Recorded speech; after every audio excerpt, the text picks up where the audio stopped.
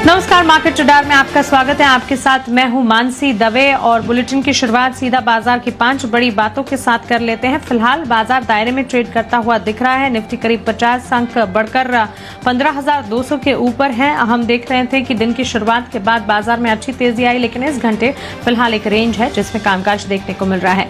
Bank Nifty 250 अंकों की मजबूती 34,850 के स्तर पर कर रहा है ट्रेड। वहीं सरकारी, बैंक, ऑटो और रियल्टी शेयरों में शानदार बढ़त के साथ फिलहाल ट्रेड देखने को मिल रही है।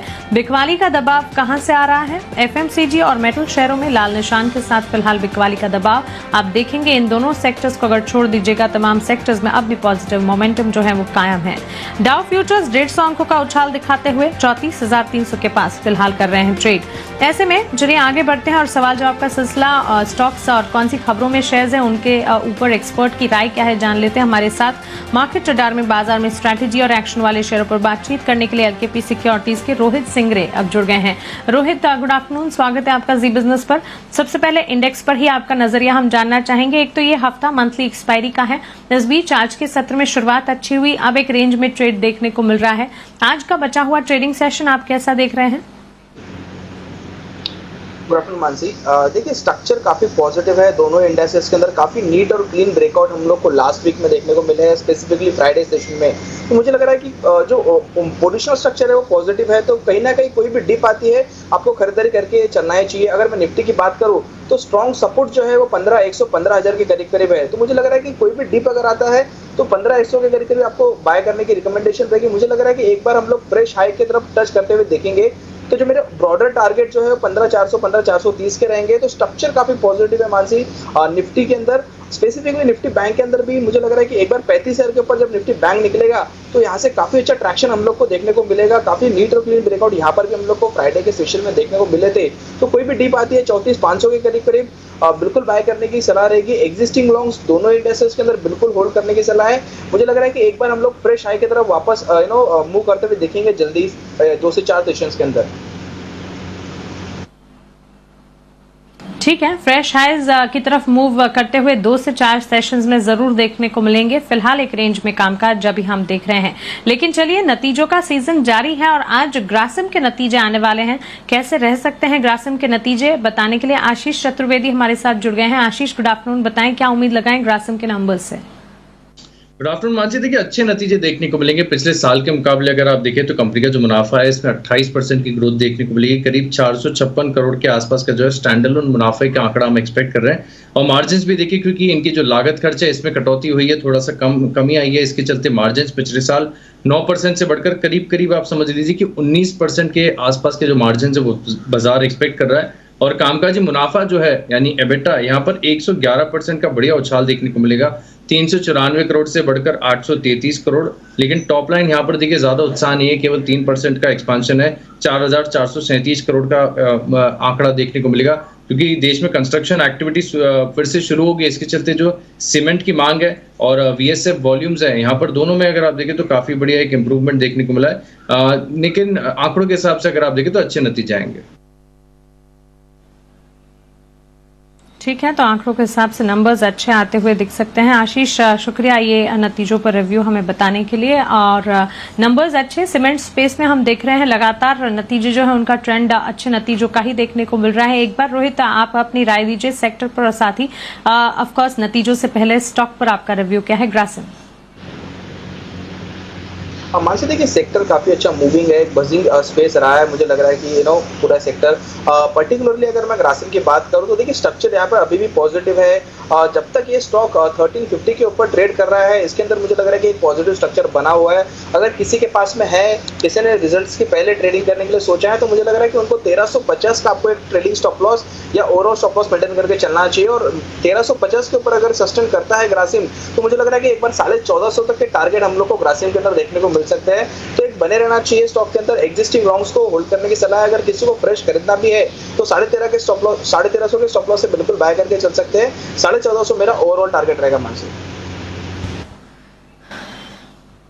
ओके, ये राय फिलहाल हमें मिलती हुई, लेकिन ठीक इन्हीं की तरह महानगर गैस के नतीजे भी कैसे रह सकते हैं उनके अनुमान अब जान लेते हैं कुशल से। कुशल, गुड आफ्टरनून, बताएं। Good afternoon Mansi. आप देखिए नंबर्स जो हैं महानगर गैस लिमिटेड के बहुत ज़्यादा फायरवर्क्स एक्सपेक्टेड नहीं है, क्योंकि नंबर्स ऑलमोस्ट फ्लैट से हम अनुमान करके चल रहे हैं। खासकर कंपनी का मुनाफा देखिए 3.5% बढ़कर करीब 225 करोड़ पर आने का अनुमान है। साथ ही कंपनी की मार्जिन्स ये उल्टा डिक्लाइन होती हुई नजर आएंगी। 47.5% से घटकर 44.5% के मार्जिन्स कंपनी दर्ज कर सकती है, और ये इसलिए क्योंकि कंपनी की आय में बहुत ज़्यादा उछाल भी हमें देखने को नहीं मिलेगा और 730 करोड़ की आय कंपनी दर्ज कर सकती है। लगभग 10% की बढ़त है, क्योंकि वॉल्यूम्स में आप देखिए जो सेल्स वॉल्यूम है 2.8 MMSCMD से बढ़कर करीब 3 का यूनिट्स जो है ये आंकड़ा कंपनी छू सकती है। पर LNG की जो बढ़ती कीमत है उससे इनके मार्जिन्स पर दबाव आता हुआ नजर आएगा, जैसा कि नंबर मैंने आपको बताया। तो नेट अगर आप देखेंगे तो सभी पैरामीटर्स पर तिमाही आधार पर नंबर्स जो है MGL के ऑलमोस्ट फ्लैट या हल्के से ऑपरेशनली जो है कमजोर साइड पर देखने को मिल सकते हैं मार्जिन फ्रंट पर।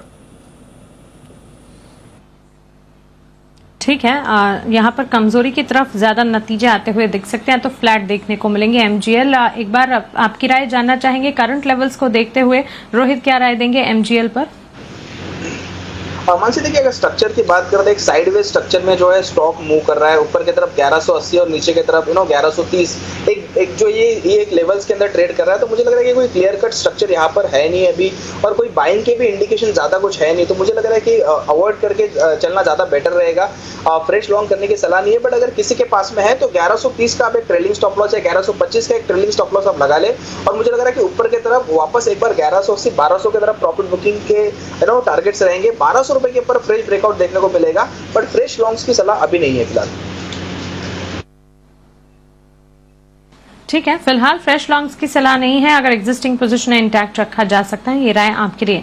GMM फॉडलर विकास यहाँ पर फिलहाल। रोहित, फिलहाल हम देख रहे हैं लगातार 3 ट्रेडिंग सेशन से अच्छी बढ़त दिख रही है। 3 ट्रेडिंग सेशन में 30% तक की बढ़त के साथ ये स्टॉक ट्रेड करता हुआ दिख चुका है। आपकी राय GMM फॉडलर पर क्या होगी रोहित? मानसी काफी बढ़िया स्ट्रक्चर है, लंबे चार्ट्स पर ब्रेकआउट देखने को मिले हैं। 4800 के ऊपर इमीडिएट बेसिस पे ब्रेकआउट देखने को मिले थे। तो मुझे लग रहा है कि जो यहाँ से जो करंट स्ट्रक्चर है वो एक्सटेंड हो सकता है 5900 तक। तो बिल्कुल एग्जिस्टिंग लॉन्ग्स को होल्ड करने की सलाह रहेगी।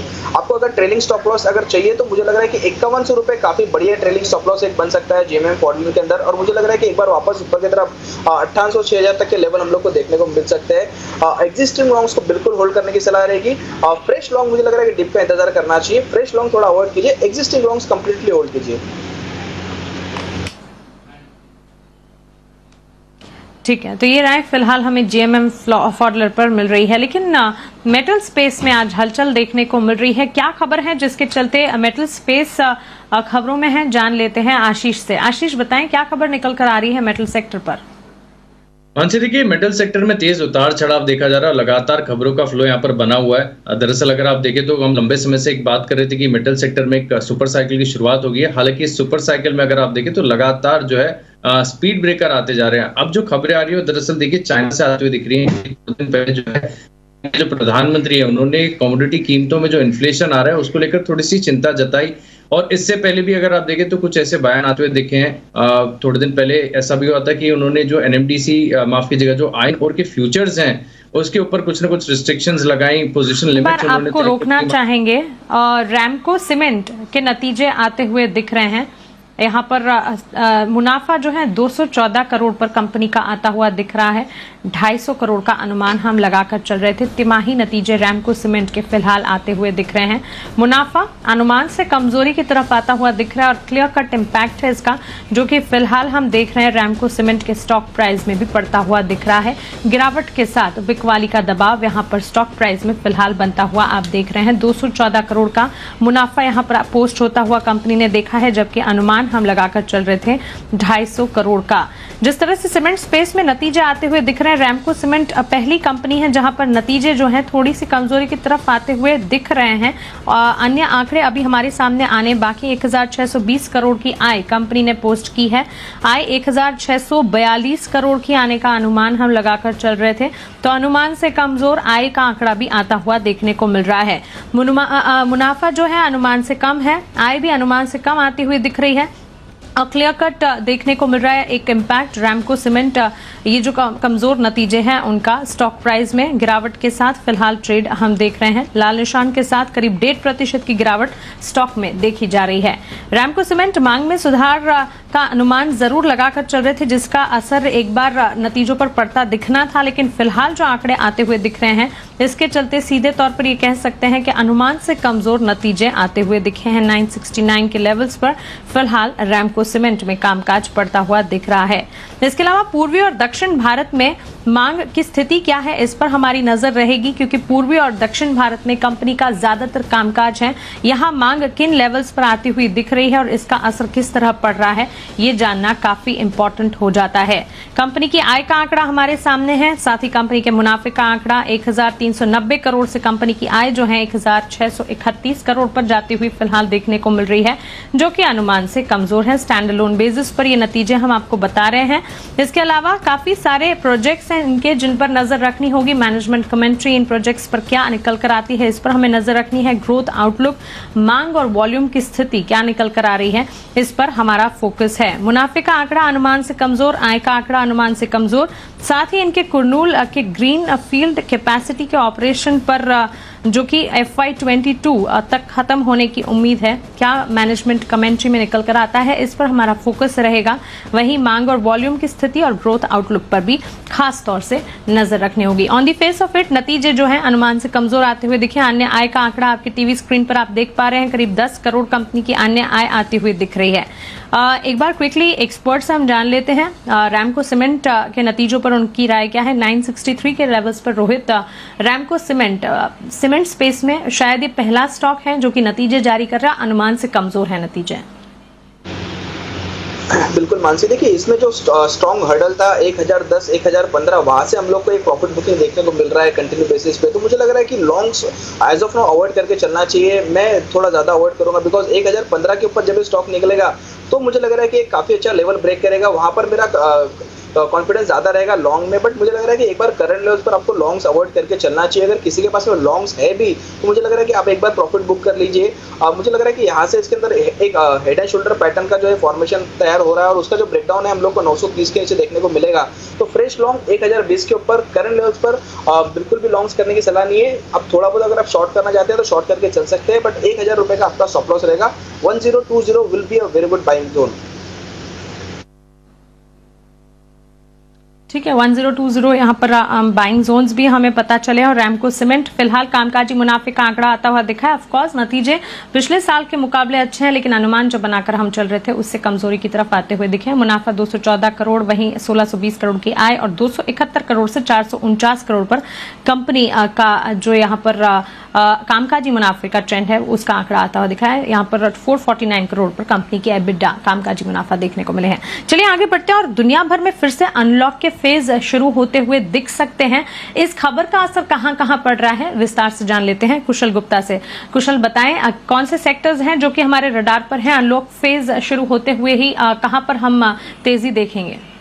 काफ़ी सारी जो थीम्स हैं वो निकल कर आ रही हैं जिस तरह से अनलॉकिंग हमें देखने को मिल सकती है 1 जून ऑनवर्ड्स पर। अगर आप ग्लोबल स्तर पर देखें तो देखिए यूके का जो क्वारंटाइन चेक्स है, जो उनके रूल्स हैं, वहाँ पर रिलैक्सेशन होती हुई दिखी है। इनफैक्ट साथ ही कई यूरोपीय देशों में और अमेरिका में अगर आप देखें तो कहीं ना कहीं जो रिस्ट्रिक्शंस थे पहले वो अब हटाते हुए नज़र आ रहे हैं और उससे काफ़ी सारी थीम्स निकल कर आ रही हैं। सबसे पहले तो जो टूर्स एंड ट्रैवल्स है वहाँ पर आपको नज़र रखनी होगी क्योंकि यहाँ पर जो ट्रैवल की मांग है वो लोगों में बढ़ती हुई नज़र आ रही है जिस तरह से रिस्ट्रिक्शंस हट रहे हैं। और इसीलिए आप देखिए भारत में भी जब ये लॉकडाउन्स या जो भी रिस्ट्रिक्शंस लगाए हुए हैं वो रिलैक्स होते हुए नज़र आएंगे तो इन सब जो कंपनीज़ हैं उनके जो प्रोडक्ट्स और सर्विसेज हैं उसकी डिमांड बढ़ती हुई दिखेगी। और उसी वजह से हम यहाँ पर फोकस कर रहे हैं IRCTC, साथ ही जितने भी एविएशन स्पेस की कंपनियाँ हैं वहाँ पर आपको नज़र रखनी है। साथ ही अगर देखें तो होटल्स और रेस्टोरेंट एक और ऐसा थीम है जहाँ पर आपको नज़र रखनी होगी।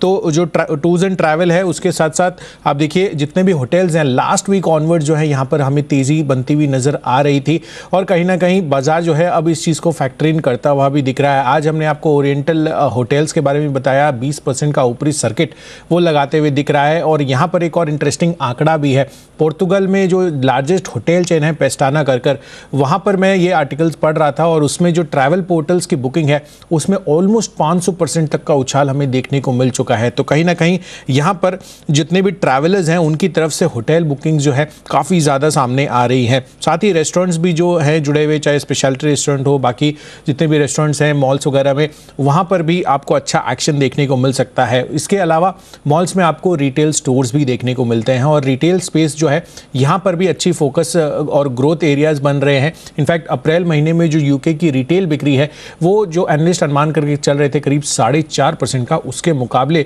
9.2% बढ़ती हुई नजर आई है। तो अपने आप में ये काफ़ी जो है आपको बड़ा आंकड़ा नजर आएगा। जिस तरह का इन्होंने एनालिस्ट बीट जो एस्टिमेट्स करते हुए नजर आए थे लोग, उनको बीट करता हुआ जो एक्चुअल आंकड़ा आ रहा है, उससे जितने भी रिटेल स्पेस है, चाहे आदित्य बिरला फैशन हो, V2 रिटेल हो, ट्रेंड हो, ये फोकस में वापस से आते हुए दिखेंगे। और अंत में अगर आप देखें तो मल्टीप्लेक्स और एंटरटेनमेंट ये एक ऐसी थीम है जो कंज्यूमर पॉइंट ऑफ व्यू से आप देखेंगे तो सबसे पहले यहाँ पर उनका फोकस बढ़ता है। अम्यूजमेंट पार्क्स वगैरह जो वंडरला हॉलीडेज़ के हैं, 3 जगह जहाँ पे इनके ऑपरेशंस हैं, वहाँ पर जब रिस्ट्रिक्शंस कम होने लगेंगे तो यहाँ पर प्री बुकिंग्स भी होनी शुरू होंगी और लोगों का कहीं ना कहीं रुझान जो है इन सब एरियाज़ में बढ़ेगा। तो PVR, INOX leisure, Wonderla holidays जैसे स्टॉक्स पर आपको नज़र रखनी है। तो 4 बड़ी थीम्स है जहाँ पर आपको फोकस करना है अनलॉकिंग के हिसाब से। बिल्कुल कुशल, शुक्रिया ये विस्तार से ये थीम्स हमें बताने के लिए। तो क्लियरली अनलॉक अब तक का फेज कह सकते हैं शुरू नहीं हुआ, लेकिन उससे पहले ही हम आपको बता रहे हैं कि कौन सी थीम्स हैं जिस पर आपको नजर अभी से बनाकर रखनी है। पर्टिकुलरली टूर्स एंड ट्रैवल्स और होटल सेक्टर पर रोहित आपकी राय हम जानना चाहेंगे। क्या ये सही समय है? फिलहाल अनलॉक फेज जून की शुरुआत से होने की खबरें आ रही हैं। इस खबर से पहले कहीं पर क्या कोई स्टॉक खरीदने की राय, इन सेक्टर्स को आप फोकस कर रहे हैं? हाँ बिल्कुल मानसी, मुझे लग रहा है कि देखिए होटल स्पेस के अंदर एक काफी अच्छा ट्रैक्शन, सभी होटल स्टॉक्स के अंदर हमको काफी अच्छा ट्रैक्शन देखने को मिला है। और वॉल्यूम जो कि काफी ज्यादा इंपॉर्टेंट रोल प्ले करता है टेक्निकल एनालिसिस के अंदर, वो हम लोग को एक काफी ज्यादा एक वॉल्यूम के साथ में ब्रेकआउट देखने को मिला है। तो बिल्कुल आपको ध्यान रखकर चलना चाहिए। 2 स्टॉक्स मेरे रडार पर है यहाँ पर। पहला स्टॉक जो है ताज GVK, यहाँ पर वीकली चार्ट पर आपको ब्रेकआउट देखने को मिला है लास्ट वीक। ये स्टॉक एक मेरे रडार पे, मुझे लग रहा है कि ये अगर करंट लेवल से अगर होल्ड कर जाते हैं तो स्टॉक आपको 155-175 के लेवल दिखा सकता है। सेकंड स्टॉक जो है जो मेरे रडार पर है वो है इंडियन होटल। हम लोग ने क्लाइंट्स को काफी नीचे रिकमेंड किया, बट मुझे लग रहा है कि अगर करंट लेवल्स भी अगर होल्ड कर जाते हैं, लेट्स से 125 अगर होल्ड कर जाता है ये स्टॉक, तो यहाँ से 150 रुपए तक का एक मूव हम लोग को देखने को मिल सकता है। तो मुझे लग रहा है कि होटल स्पेस एक बजिंग स्पेस हो सकता है आने वाले समय के अंदर, और पर्टिकुलरली वो स्पेस के अंदर तो इंडियन होटल और ताज GVK ये मेरे टेक्निकल पिक रहेंगे। बिल्कुल रोहित, साथ ही केमिकल स्पेस आज शानदार अपमूव दिखा रहा है। एकाएक यहाँ पर अच्छी तेजी के साथ कुछ स्टॉक्स हैं जिन पर हम यहाँ पर फिलहाल फोकस कर रहे हैं। Camlin Fine, Laxmi Organic, Fairchem Speciality जैसे शेयरों में एक तेजी देखी जा चुकी। केमिकल स्पेस पर कोई पसंदीदा शेयर आपका?